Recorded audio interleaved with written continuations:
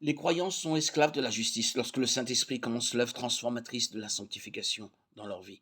Cependant, les croyants doivent s'abandonner au Seigneur et s'humilier afin d'avoir la perspective de Dieu plutôt qu'une perspective égoïste. Marc 8, 34.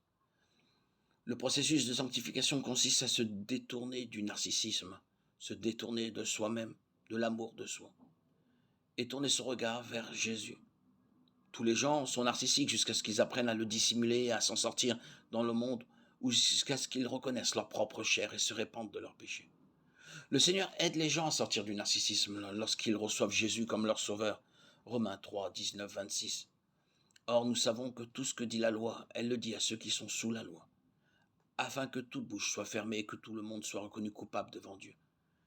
Car nul homme ne sera justifié devant Dieu par les œuvres de la loi, puisque c'est par la loi que vient la connaissance du péché.